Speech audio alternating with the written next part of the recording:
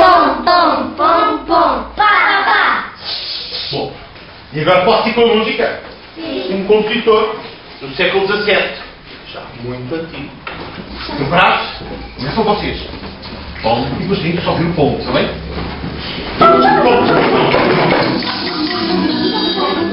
Nesse século de clarões, o século de Barre, de Descartes, de Galileu e de Newton, o ensino em Portugal está nas mãos da Companhia de Jesus. Assim permanece durante mais de 200 anos, até à expulsão dos jesuítas ordenada pelo Marquês de Pombal em 1759. 4 anos depois do grande terremoto, Pombal chama ao Estado a tutela do ensino e lança as bases da escola pública. Em 1876, mais de um século depois da morte do compositor alemão, quando o poeta português João de Deus publica a Cartilha Maternal, o analfabetismo em Portugal ronda os 85%. O tempo vai, estavam muito distraídos. Portugal tinha, na altura, um grande atraso em matéria educativa. Tivemos algumas reformas, a reforma do Marquês de Pombal, de Dona Maria. De qualquer maneira, o nosso sistema de ensino, o nosso sistema de educação, estava muito atrasado. Quem é que primeiro ensinava aos meninos a ler? Antigamente, no tempo do João de Deus, que era no tempo dos reis, quem é que ensinava aos meninos a ler? Eram as mães, pois é. Por isso é que se chama Cartilha Maternal. Porque antes, nesse tempo do João de Deus, eram as mães que ensinavam os meninos a ler. Não havia muitas escolas. Mas depois... No princípio do século XIX, a necessidade de expandir a instrução pública leva a adotar um modo de ensino mútuo, em que um único mestre ensina centenas de alunos. Em 1835, Portugal é dos primeiros países da Europa a legislar sobre a obrigação de ir à escola. Foi um dos últimos a ver cumprida a lei do ensino obrigatório. A Primeira República aposta na formação de professores, produz programas, reformas e uma intensa retórica. Propõe-se regenerar a sociedade pelo ensino. Mas as evoluções são lentas e é cada vez maior a distância entre Portugal e o resto da Europa. À medida que a escola vai alargando, ela massifica-se, não é?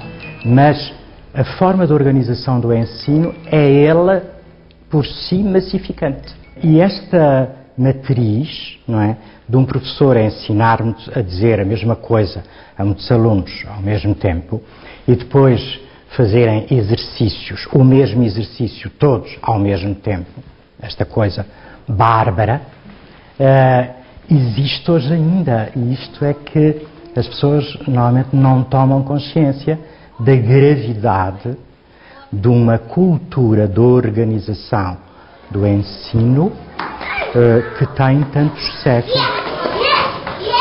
Eu não queria ficar dar o desde que eu gosto dos sábados e dos domingos. Porque eu quero é a escola. Para quê? Para aprender. E também porque eu gosto. Queria aprender. Queres aprender o quê? A ler e a escrever. Para quê? Para ensinar aos meus sobrinhos. E para ler as cartas de correio. E mais? E para ler as instruções dos jogos. Eu não ter de chatear a minha mãe, a ler histórias. Quando vou para a cama. Sei que vou aprender a ler. E também a escrever. E a fazer contas. Eu queria aprender a ler. E é o que eu quero saber. A tentar ler. Eu tenho lá muitos livros e vejo eu posso adormecer eu próprio a contar uma história e a ler o meu livro que eu comprei no domingo. Então tínhamos aprendido o I de quê? É para olharmos para o texto e tentarmos descobrir o quê? Palavras ou então... Muito bem. Olha aqui, as vogais aparecem juntinhas, não é? Na escola pública, cada professor tem a liberdade de seguir a sua metodologia, não é? Felizmente. E, portanto, coabitam na mesma escola professores que trabalham de modos completamente diferentes e eu acho isso saudável. Para cima, para baixo, pintinha. Muito bem. Eu utilizo o método analítico sintético. Começa pelas vogais, geralmente pela vogal mais simples, que é o I, né? I para cima, para baixo e a pintinha. Identificam-na bem por causa da pintinha. Não, eu vou ajudar a Jéssica. para cima, para baixo, pintinha. Depois entramos nas consoantes e juntamos cada uma das consoantes com as vogais que aprenderam. Portanto, é repetitivo, vantagens, permite uma organização e um controle do método, da aplicação do método e da evolução dos alunos. Então, Edna. De cima, para baixo, pintinha. Ela já sabe a fonte. Fiz estágio com este método, embora tenha tido, durante as aulas, durante o curso, a abordagem em outros métodos, mas que foi muito superficial e que eu não me sinto completamente à vontade para entrar neles. Se calhar um bocadinho de medo também de não ter resultados, porque para mim o primeiro ano é uma grande ansiedade, tanto para eles como para mim, que nunca sei muito bem o que é que isto vai dar, não é? E essa ansiedade vem de onde? Eu não sei, de querer que os meninos saibam ler, não é? E escrever o mais depressa possível e bem, já agora mais. Tenho aqui um menino que me disse logo no primeiro dia que se já ia aprender a ler nesse dia. Portanto, se já ia para casa a saber ler. Pronto, é lógico que tem expectativas, não é? E que às vezes, se calhar, a escola não corresponde a essas expectativas. Eles querem tudo muito depressa. Vou dar uma fichinha onde vocês têm umas linhas com uns is e têm que continuar a encher a linha toda de is, está bem? E aparece aqui uma ilha, está um bocadinho apagada, mas pronto, vá. O que é importante quando chega à escola é começar a ler e a escrever. Não é criarmos barreiras e criar um caminho tortuoso, imenso, que nunca mais chega à leitura. Porque depois, como se começam com as letras, não é? No ensino tradicional, começam-se com as letras, primeiro o A, o E, o I, o U, depois o T, depois o P, depois junta-se o T com o A, com o T com o E, o T com o I, e nunca mais se chega a construir um enunciado com sentido. Realmente há desvantagens. Infantiliza as palavras, porque no início é papá, popó, pipi. Oh, está muito difícil. Já disseste, eu não ouvi, diz lá. A avó, onde é que está a avó? Não. E o I? Aponta aqui no capuchinho.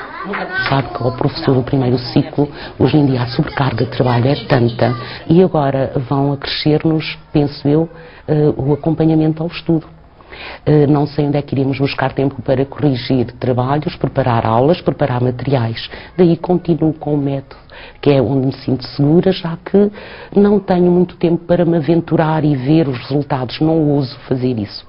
É tão reduzido o universo de palavras que se pode ler com P, T e as vogais, que o que saem são frases tontas, que eu acho que são um atentado à inteligência das crianças. Portanto, é preciso que eles lidem com a língua que eles falam. O António já descobriu uma palavra que conhece. Olha, diz lá alto para os teus colegas, senão eles não ouvem. Andreia, que é a autora do texto. Então vou pôr aqui o nome do António. O António já leu esta palavra. Olho e depois penso um bocadinho e depois digo. A Carolina disse que este bocadinho era, diz lá aos colegas, do teu nome. E como é que se lê aquele bocadinho? Muito bem, está muito bem, mas tens que dizer muito alto, senão os colegas não ouvem. Cá! Fazem analogias entre outras coisas que já viram escritas, nomeadamente o nome deles, os nomes uns dos outros, outras palavras que eles sabem, e aquelas palavras que estão ali escritas. E, gradualmente, vamos analisando a escrita com eles. E as regras vão-se construindo. Conhece esta letra? Que é um O. Muito bem. Mas nós já vimos que as letras precisam sempre de quê? Quem é que ajuda? Achas que é, Marcelo? De outras letrinhas. vamos ler os 3, está bem? Por exemplo, há meninos que quando chegam à escola já sabem muitas palavras, até já sabem escrever muitas palavras. Se um professor lhes apresenta as letras, fazendo tábua rasa do que eles já sabem, eles vão sentir aquilo que eu pensava que sabia, não sei. O que é a lei é aquilo que o professor ensina. Eu gostava muito de aprender a ler. Comecei a aprender sozinha, comecei a ler uns livros. Este é o P. Este é o V. Este é o H. Este é o J. E este é o O. Já aprendi a primeira letra, que era o I. E foi fácil ou difícil? Muito fácil. O I. Às vezes nem é preciso ir à escola. A minha avó está para ajudar. Já sei quase ler. A tua avó que te ensinou? Já sei juntar algumas palavras. Uma frase com a palavrinha eu, Francisca. Mas é ela que diz, é o que ela tem que inventar na cabeça dela. Diga lá. Eu fui a correr para a escola. Está bem, e outra frase além dessa? Pense lá noutra.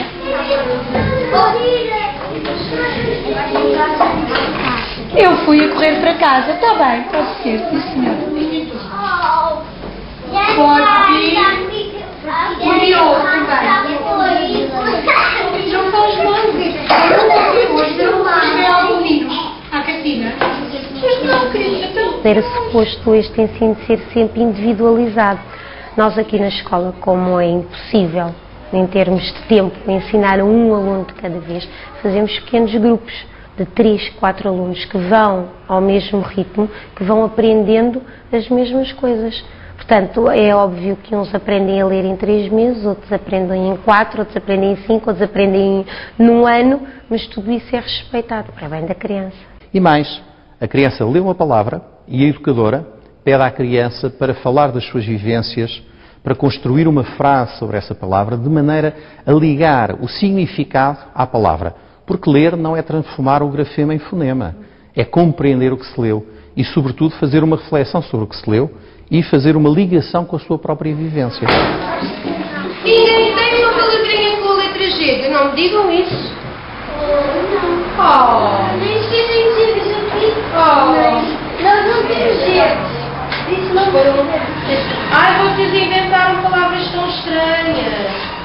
Não se estranhe a proliferação de palavrinhas nos primeiros dias de aulas do primeiro ano, porque nos 36 Jardim Escolas João de Deus, a iniciação à leitura e à escrita começa antes, aos 5 anos de Bibazu. E quase no final da cartilha temos letras com 3 valores, com 4 valores. Algumas até têm 5. Qual? 5. Não, já está. Já está, não. É tem mais valores. E esta? Como é que esta se chama? Se, 4 valores. Eu gosto de tentar o exemplo do S. Nós na cartilha não dizemos, chamamos se, o que é isto? São os sons que esta letra tem na língua portuguesa. E portanto o que é que fazemos à criança? É dar de uma forma lúdica quando é que o se lê com o primeiro valor, com o segundo ou com o terceiro. O bisneto de João de Deus conhece as batalhas ferozes que a cartilha maternal travou na velha guerra dos métodos contra o anterior método português de leitura repentina de Feliciano de Castilho. A polémica permitiu discutir as vantagens de um ensino que não mate a curiosidade dos alunos. Hoje, acredita António Ponce de Carvalho, já ninguém duvida de que é a vontade de saber que provoca a aprendizagem. Porque há aqui uma questão muito importante na questão da leitura, que é o entusiasmo que o professor tem.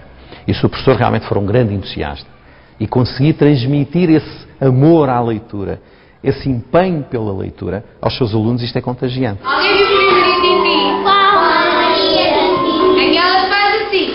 E há um papel importantíssimo que os pais têm, porque repara, é diferente uma família em que a criança vem em casa os pais a lerem, que a criança senta ao colo do pai ou da mãe enquanto ele lê o jornal e faz perguntas, que a família, quando passeiam pela rua, chama a atenção para o que está escrito, porque há uma coisa muito importante, é que a criança perceba a utilidade, a funcionalidade desta ferramenta extraordinária que é saber ler e escrever. Onde é que tu aprendes a explicar também? Eu li este inteiro ontem. Depois fiquei com aquilo na cabeça, fiquei com a história na cabeça. cabeça. E acho que ela leu bem, quase como sempre, e acho que deve ser verde. A Carolina leu muito bem, explicou bem as coisas, percebe-se mesmo que ela leu o livro e acho que ela deve ter verde. Há 25 anos que a professora Inácia Santana usa a metodologia da escola moderna. O movimento surgiu em Portugal a meio da década de 60, com 2 objetivos fundamentais: desenvolver a profissão através da formação permanente e criar uma alternativa aos modelos tradicionais de ensino. Se perguntar a um professor o que é que ele lamenta mais, ele vai dizer que é não ter tempo para sentar ao lado de um aluno, quando esse problema é um problema de organização do trabalho. Não podemos trabalhar sempre a ensinar todos como se fossem um só. Espadas, punhais, Estas partes do computador. Pronto, então vá. Material: 5 frascos de vidro, uma colher, café em pó, arroz, espadas, matam pertinho. Depois mudamos sentido, levamos uma pessoa. Vocês estão a fazer as armas de fogo ou as armas da Idade Média? Os piratas foram antes da Idade Média e eles tinham pistolas. Já foi depois da invenção da pólvora. Há momentos de trabalho coletivo, mas há também tempos de trabalho de grupo e de trabalho individual. Os alunos participam no planeamento e na avaliação de todas as atividades. 1 hora por dia é tempo de estudo autónomo. Nós fazemos à segunda-feira a agenda semanal e já sabemos o que é que vamos fazer nos dias. Já fiz 2 coisas: uma ficha de ortografia e uma ficha de inventar problemas. E o que é que falta ainda do teu plano de trabalho para hoje? Falta uma ficha de língua portuguesa, uma ficha de ortografia. Depois, quando acabar, há um registro, uma folha que eu estou a fazer as coisas e depois a minha professora já sabe o que fiz. Este conjunto de instrumentos de registro dão-nos a cada momento, a mim, aos alunos, aos pais, dão-nos a imagem do sítio, da situação de cada um dos alunos. Em cada momento, eu a cada momento posso ver se o menino está a produzir poucas fichas de matemática, se está a fazer poucos textos, etc. Por um lado, dá-me uma maior garantia de rigor, por outro lado, como a parte da participação e da interação dos alunos, dá-lhes realmente uma maior liberdade, mas também um maior grau de responsabilidade. Estou a ajudar o meu amigo Bruno a fazer uma ficha de leitura. Como eu, neste plano, já tinha acabado tudo o que tinha para fazer. Por isso, quando nós acabamos tudo, até sexta-feira, podemos ajudar colegas. Fui à procura e encontrei ele que precisava de ajuda. Sim. É só um? Dois. Então vá. Falta tu, não é? Durante essa hora, a professora está a fazer apoio individual aos alunos que precisam de apoio individual, que é uma coisa que não acontece nas escolas portuguesas. E é lamentável. Está a ver? Portanto, quer dizer, nós não deixamos atrasar um aluno, porque é um ponto de honra. Atenção. Ajudamos, estamos dispostos a que eles não caiam em insucesso. Essa é a nossa maior luta. E como é a nossa maior luta, dá muito trabalho.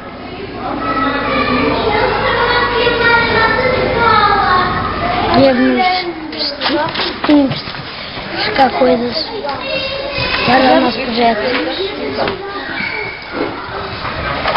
Isto aqui tem aquilo que o Francisco quer, olha aqui. Navios. Não se mexe. O Bruno foi ao centro de recursos. Agora sou eu. Açúcar. Olha um barco a ser construído. Isto, olha aqui. Acho que é para ir para o Estados Unidos. Os materiais, não é? Que são necessários para construir uma canoa. Queremos saber todas as âncoras. Querem conhecer os tipos de âncoras que existem? Aqueles que existem já atrás. Estou feita convosco. Nós escolhemos um tema e um grupo. depois escrevemos perguntas que temos saber sobre isso. E depois vamos aos livros, à internet. Segunda-feira, dia 25. Acham que é suficiente fazerem o projeto? Dia 25? Como é que tu escolhes os temas, normalmente?